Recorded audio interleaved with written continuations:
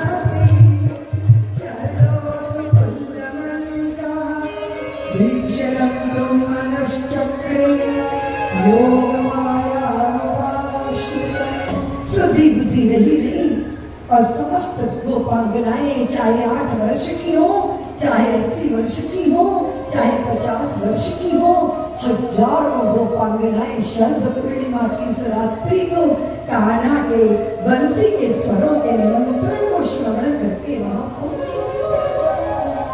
भगवान ने उन सारी गोपांगनाओं का स्वागत किया।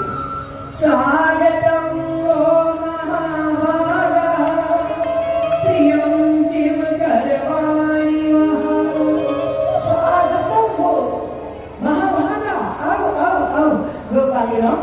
स्वागत है, लेकिन पूछ रहे हैं हम कि आधी रात को, इतनी रात को बिना अपने प्रिय स्वजन सहोदरों के यहाँ कहाँ भटक रहे हैं? अभी देखो कितना विचित्र व्यवहार है ना प्रभु का। आप हमें निमंत्रण दो, पहले हमें चिट्ठी डालो, कार्ड डालो, उसके बाद हम आपका निमंत्रण स्वीकार भी कर लें, फिर भी आप टेलीफोन पे पूछते रहो कब आ रही हो, कब आ रही हो।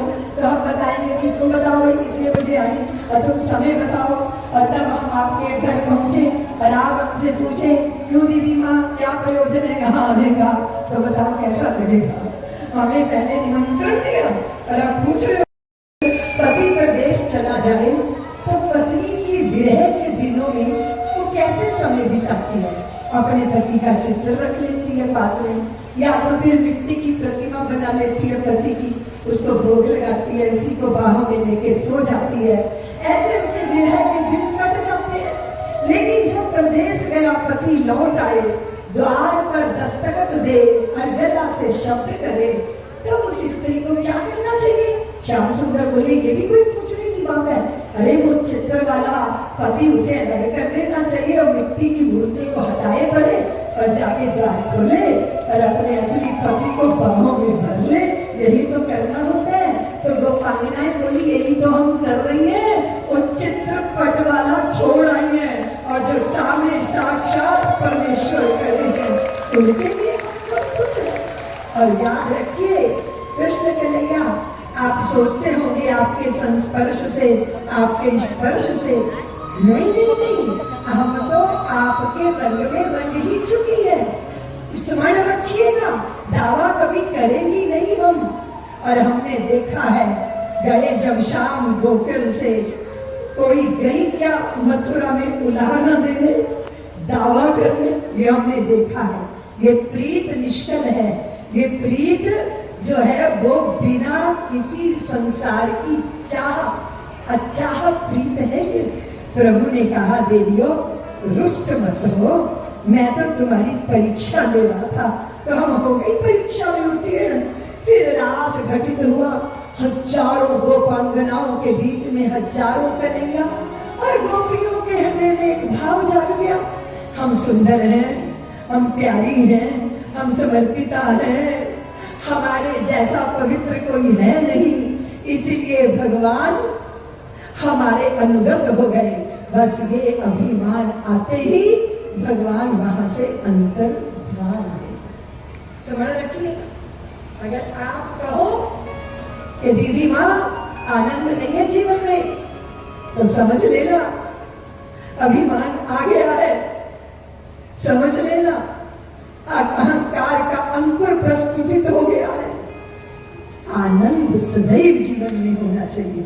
अब मेरे प्रभु आनंद घन घन श्याम सुंदर, अति परिचयात अवज्ञात, आपकी बहुत नजदीकी होगी ना तो लोग आपकी खोपड़ी पे तबले बजाएंगे।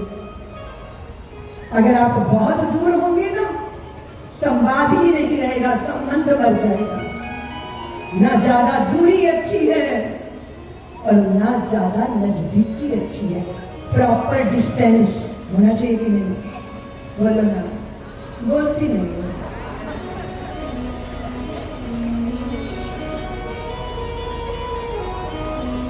बहुत नजदीक की कल्याण नहीं करती। लोग दूर से चल के आते हैं, हाथ जोड़कर भावपूर्ण हृदयों से स्वागत करते हैं, आंखें भीग जाती हैं। जो बड़े जनों के बहुत नजदीक रहते हैं उनको उनकी कमियां दिखाई देने लगती है। पता चला गुरु की कमियां देख देख के चेले स्वयं गुरु बन गए। गुरु जी अब चेले बने, हाथ जोड़े पीछे पीछे घूम रहे हैं। अति परिचयात अवज्ञात, जीवन के कुछ सूत्र हैं जो उसको भंग करता है, वो दुख पाता है, रोता है, छाती पीटता है। ख्याल रखिएगा, आनंद वहां से विदा हो जाता है जहां अभिमान का पोषण होता है। और विरह वो आग है जो अभिमान की चट्टान को पिघला देती है। इसलिए श्रीमद् भागवत महापुराण का 10वां स्कंद भागवत जी का हृदय है, हृदय की धड़कन है गोपी गीत। विरह में भरकर गोपियों ने गीत गाया है। जब अंतर्धान हो गए भगवान, गोपियां भगवान को ढूंढती रही, जंगल में ढूंढती रही। कहते हैं एक गोपी को प्रभु ले गए थे अपने साथ। उनके पद चिन्हों को देखते देखते जंगल में और भीतर गई और वो पता चला कि श्री किशोरी जी कहती हैं कि कन्हैया मुझे बहुत थकावट लग रही है। तो कन्हैया बोले हमारे कंधे पे बैठ जाइए। कंधे पे बैठने के लिए जैसी डाली का आश्रय लिया, भगवान वहां से भी अंतर्धान हो गए। किशोरी जी भी रुदन करती वापिस आई और गोपांगनाएं विरह में इतनी व्याकुल हो गई। कोई काली नाग बन गई, कोई काली को नाथ रही है, कोई गोवर्धन बन गई, कोई गोवर्धन धारण कर रही है। प्रभु का चिंतन करते करते प्रभु की लीला करने लगी और फिर प्रभुमय हो गई, गोपी कृष्णमय हो गई। लाली मेरे लाल की जित देखूं तित लाल, लाली देखन मैं चली मैं भी हो गई। फिर एकत्रित होके गोपांगनाएं एक स्थान पर बैठ गई। अन्वेषण करती गोपियां वापिस आ गई और स्पृहा प्रतिस्पर्धा हृदय से बीत गई है। अब तो बस प्रेम की पुकार है। जयति ते विगम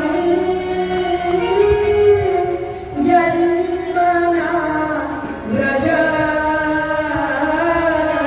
शयत इंद्रिया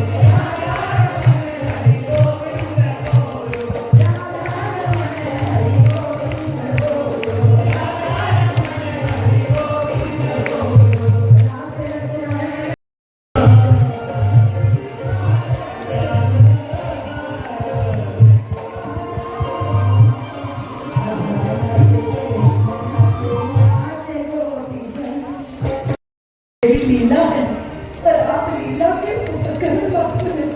सबकी भूमिकाएं निश्चित है, सबने अपनी अपनी भूमिका निभाई।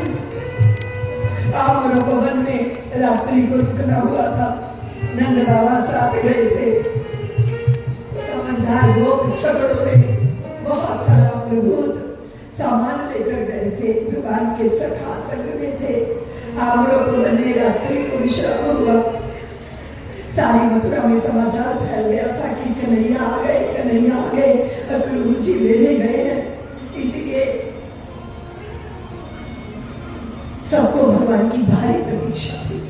सुबह हुई तो भगवान ने बाबा से कहा, प्रभु ने कहा, बाबा हम मथुरा नगरी देखने गए। नंद बाबा बोले, देखो गलाई, वहां सभ्य नगरों नागरिकों की नगरी है। गांव का ढुलारियापन वहां चलता नहीं। वहां बहुत सारे राजपुरुष खड़े होंगे, जो वो कहे वो मान लेना, किसी से झगड़ा मत करना, किसी से कुछ लेके मत खाना, और किसी कोई दे तो भी मत लेना। बाबा समझा रहे। कन्हैया बोले, तो चोरी करके तो खा सकता हो ना। बाबा बोले, तुम बिल्कुल इसे योग्य नहीं हो कि तुम नगर में जाओ। बड़े हमेशा उपदेश देते हैं छोटों को, और छोटों को उपदेश कभी समझ आते नहीं। कान्हा को तो जाने की चटपटी लगी है। सखाओं के साथ नगर दर्शन, पूरी मथुरा सजी है। हृदय उछल रहे बल्लियों, तारणहार आ रहे, तारणहार आ रहे। इसलिए हरिद्रा से, चंदन से, अक्षत से, लाजा से, तोरण द्वारों से इतने सुंदर सुंदर गवाक्ष, इतनी सुंदर नगरी, संगमरमर के स्फटिक के स्तंभों पर नीलमणि वैदूर्य जड़े हुए, बड़े बड़े शिखरों पर पताकाएं लहरा रही है।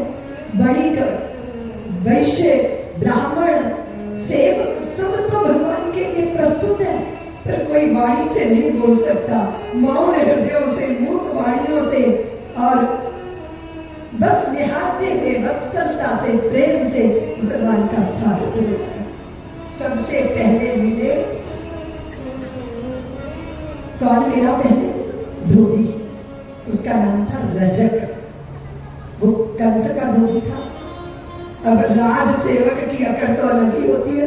भारी छाती, बड़े बड़े गलमुच्छे, और महंगा उसने पहन रखा, अंग रखा, बढ़िया सी पगड़ी पर दुनिया भर का श्रृंगार किया उसने। बड़ा बड़ा काजल, मुख में पान, साथ में बहुत सारे उसके सेवक स्वर्ण अस्थियों पर राज से राजाओं के वस्त्र रंग कर ला रहा था। छन छन छन, वो कमर में जो चांदी सोने के सिक्के जो लगे थे, थैलियां, उनकी छन छन से इसका नशा और आगे और ऊंचा और ज्यादा बढ़ रहा था। भगवान उसके सामने खड़े हुए, बोले, मामा जी नमस्कार। आपको पता है हम रिश्ते में आपके भांजे लगते हैं, इसलिए जरा आप ये वस्त्र है ना हमारे लिए प्रस्तुत कर दो, हमें उपहार भी दे दो। देखो हम इस नगर में आए तो नगर का वैभव देख के लगता है कि नगर के वैभव के अनुसार हमारे वस्त्र होने चाहिए। तो वो रजक बोला, गांव के गवारियों, राजा के कपड़े देखते ही राजा के कपड़े पहनने का मन होने लगा। कभी जिंदगी में देखे भी ऐसे कपड़े।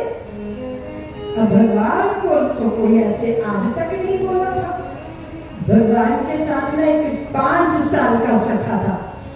तो वो बोला, कन्हैया कान थोड़ा इधर करो। कन्हैया थोड़ा झुके। उसने कान में कहा, कन्हैया इसको पूतना वाले हाथ दिखा दो, बाद में जो होगा वो मैं संभालूंगा। भगवान ने कराघात किया और वो धोबी का जो सिर था शरीर छोड़ के अलग जाके गिरा। रक्त का फुहारा फूटा। उसके सेवकों ने अपने स्वामी की दुर्दशा देखी तो वो वही कपड़े छोड़कर, धन छोड़कर भागे यत्र तत्र, जैसे खरगोश के सिर से सींग गायब हो जाते हैं। भगवान बोले, सब लोग अपने अपने वस्त्र पहन लो। दाऊ को वस्त्र पहनाए, स्वयं वस्त्रों के ऊपर ही वस्त्र पहन लिए।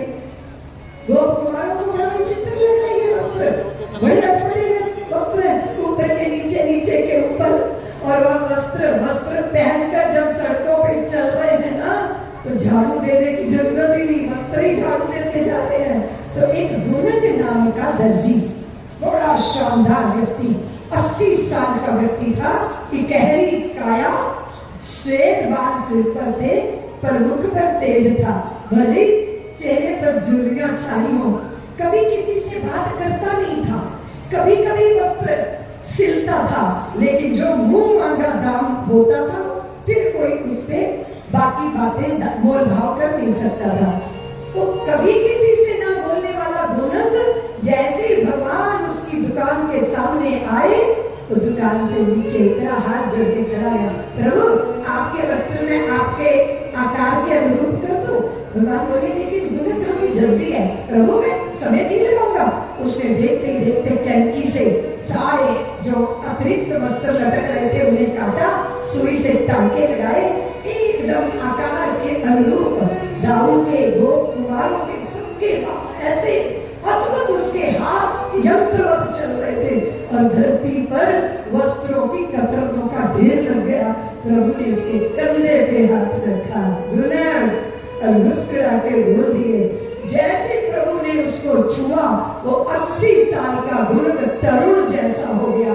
उसके चेहरे पर रौनक आ गई, उसकी भाव समाधि लग गई। उसे तो पता ही नहीं चला भगवान कब आगे निकल गए। लोगों ने पकड़कर उसको दुकान पर पहुंचाया और जिधर भी वो देखता है वो आश्चर्यचकित है। सारे दुकान के यंत्र सोने चांदी के हो गए, बस कैंची और सुई लोहे की रह गई। मानो प्रभु ने कहा हो, गुणक मैंने तुम्हें समृद्धि दी है, पर तेरी कला जीवित रहे, तुम्हें मेरा आशीर्वाद है। और आज भी देख लो, अगर दुनिया में किसी के नखरे हैं तो वो दर्जी के ही होते हैं। अपना घर जाओ, कपड़ा ब्लाउज 2 महीने से पहले मिलने वाला, यही सच है ना? बोलो ना। एक मुख्य मार्ग पर होते हुए प्रभु अचानक एक गली में प्रवेश कर गए। भगवान यहाँ क्यों जा रहे हैं, यहाँ क्यों जा रहे हैं? अभी तो प्रभु के साथ मथुरा के समस्त लोग और प्रभु को नया नाम मिला। बोलिए भगवान वासुदेव की, वासुदेव भगवान की। तारणहार है, निर्भयता है, तेजस्विता है, धोबी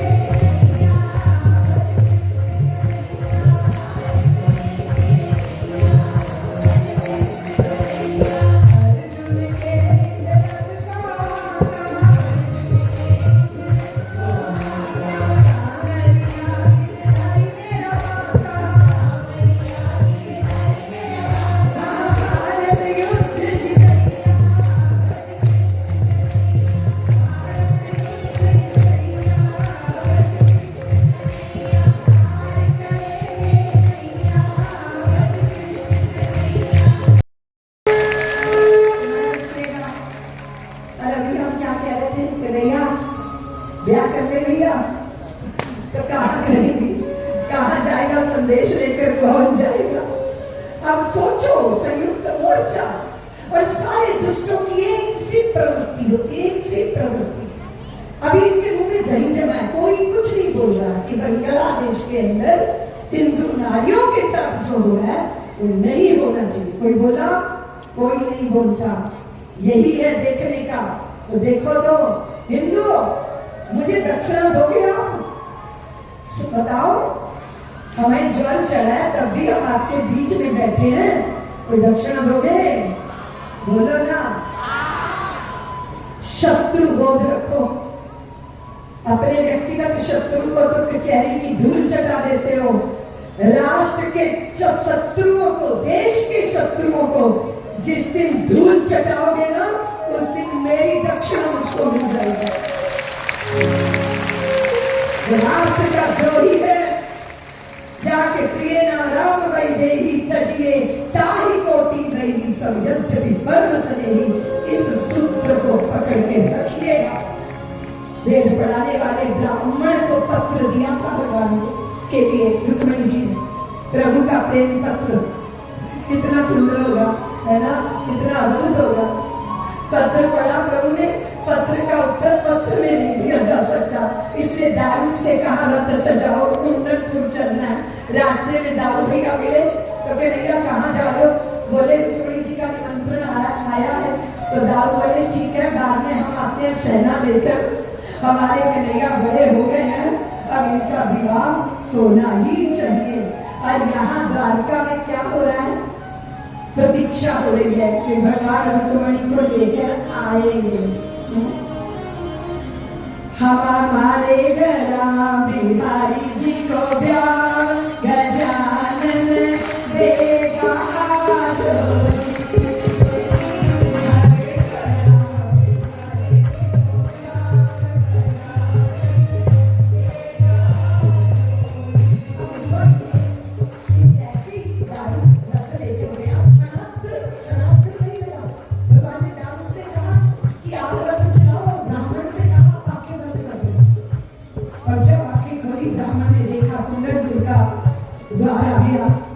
देवी देव रुक्मिणी ने कहा था कि भगवती गिरजा भवानी के चरणों में मैं जाऊंगी, वही आप मुझे मिल जाइएगा।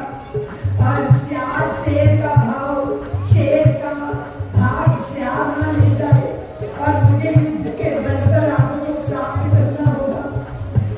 रतन जटित थान सज गए थे जब ब्राह्मण ने कहा कि देवी रुक्मिणी तुम तो साक्षात लक्ष्मी हो, भगवान तुम्हारे स्वागत के लिए कुंडनपुर आ गए हैं। रतन जटित थाल लेकर दीपमालाएं सजाकर रुक्मिणी गई थी मंदिर में, भगवती पार्वती के मंदिर में। और सारे शिशुपाल के मित्र राजा कह रहे कि यार अपने होने वाली घरवाली तो दिखाओ। तो मंदिर को घेर कर रथों पर राजा चढ़े और एकदम गंदी नजरों से रुक्मिणी जी को देख रहे हैं। वो सोच रहे हैं कि कितने दुष्ट हैं, मंदिर के सोपानों पे चरण नहीं रखे, राजाओं के मानो छाती पे चरण रख के रुक्मिणी मंदिर में प्रवेश करती है। भारत भर की समस्त कन्याएं जब मन वांछित वर की कामना करती हैं तो किसकी पूजा करती हैं? बोलो ना। मन जाहि राजा मिलहि सोहर, सहज सुंदर सावरो, करुणा निधान सुजान शील सनेह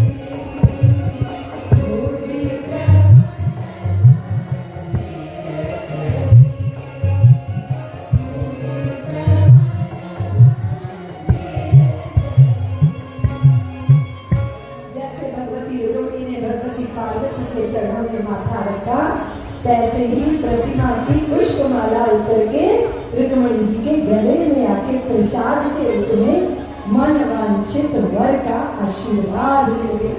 बोले पार्वती मैया की जय, आज के आनंद की जय। वर कैसा होना चाहिए? करुणा निधान सुजान शील सवेर। जैसी भगवती की पूजा करके रुक्मिणी बाहर आई, तैसे ही द्वारकाधीश का रथ मंदिर के सामने आके रुका। भगवान ने शंखनाद किया और कहा, आर्यवर्त के भूमंडल के राजाओं सुनो, मैं देवी रुक्मिणी की इच्छा पर उनको अपनी धर्मपत्नी बनाने के लिए द्वारका ले जा रहा हूं। ये कहकर भगवान ने जैसे रुक्मिणी की तरफ भुजाएं फैलाई, रुक्मिणी चरणों में गिरने लगी। भगवान ने अजान बाहुओं में भर के रुक्मिणी को रथ पर आरूढ़ कर लिया। सेवक जो थे रक्षक, उन्होंने कहा रोको रोको रोको। आधे बोले नहीं रोकना, अरे द्वारकाधीश के साथी देवी रुक्मिणी शोभा दे रही है, अब तो जो होने जा रहा है वो हो ही जाना चाहिए, हमें बीच में बाधा नहीं बनना। प्रभु ले गए किसको? रुक्मिणी को। लूट कर ले गया दिल जिगर, सांवला जादू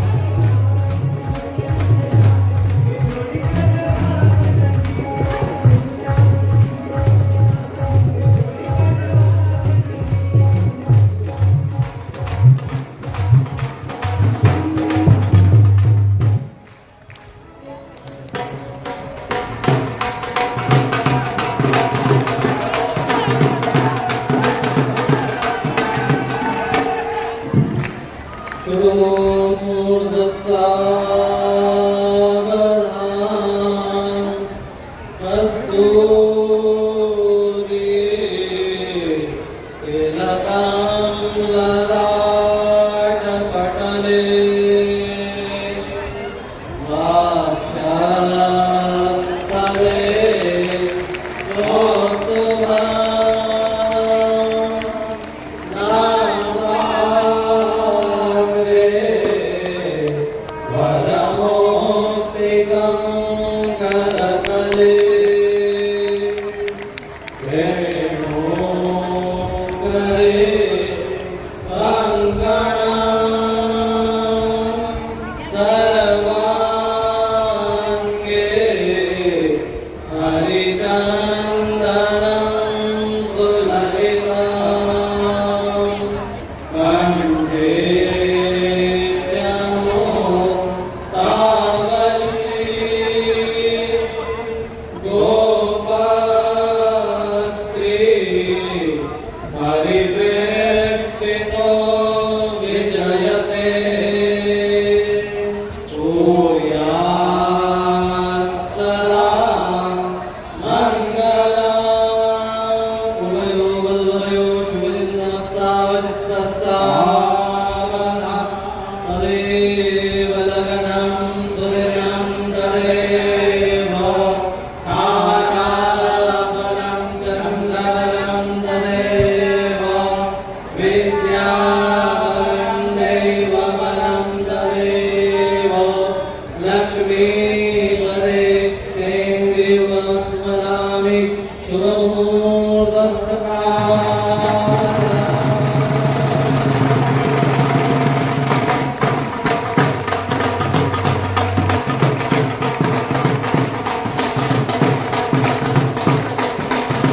बोलिए स्वागत भगवान की।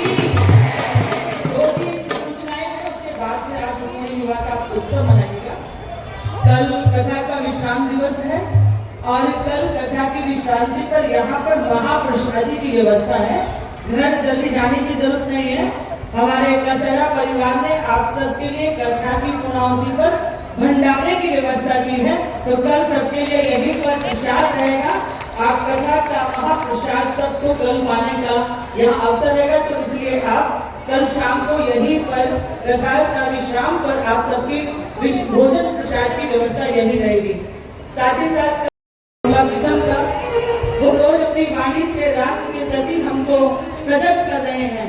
हमारा भी धर्म बनता है कि जब ऐसे महापुरुष हमको जगाएं तो फिर हमको भी उनके साथ एक कदम चलना चाहिए, क्योंकि वो हमको जगा रहे हैं, क्योंकि हमको हमारा भविष्य दिखाई देता है। हमारी संतानों को अपने धर्म के प्रति गर्व हो, वो जाने कि आखिर हमारा धर्म क्या है। अधिकांश ने ये भी भाव व्यक्त किया कि हमें नाम नहीं लेना, हमें नाम नहीं लेना, लेकिन उनकी भी भावनाओं का हम आदर करते हैं। जो नाम नहीं लेते हम उसको श्री राम भी लिख देते कि भगवान के नाम से इनकी ईंट जो है समर्पित कर दी जाए। ऐसे जिन्होंने बहुत सारे गुप्त रूप से अपनी ईंटों को समर्पित किया। एक बार सभी लोग उनके लिए जोरदार ताली बजाकर आशीर्वाद दीजिए। पीछे बहन बैठी हुई है, आगे की बहनें बैठी हुई हैं। आप जरूर अपना समर्पण करें, क्योंकि ये देश के लिए है, समाज के लिए है, राष्ट्र के लिए है, संस्कृति के लिए, सनातन के लिए है। मात्र 1100 रुपए की एक है और हम सब इतने सामर्थ्यवान हैं कि हम एक ईंट तो समर्पित कर ही सकते हैं।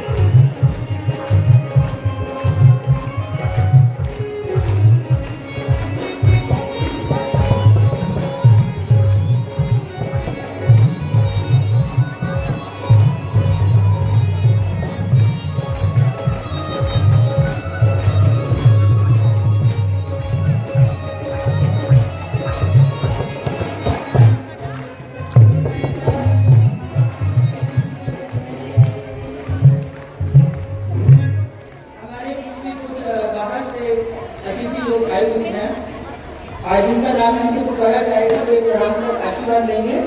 प्रमोद जी कसेरा राजस्थान, वेद प्रकाश आर्य राजस्थान, अशोक जी शर्मा राजस्थान, अरविंद लाट कालीवली गोपाल बंसल नरेंद्र, विशाल पटेल बुरहानपुर, गोपी किशन जी गिरनी वाला, संजय अग्रवाल जी भयंदर, राजकुमार जी शर्मा, विनोद शुक्ला जी, पंडित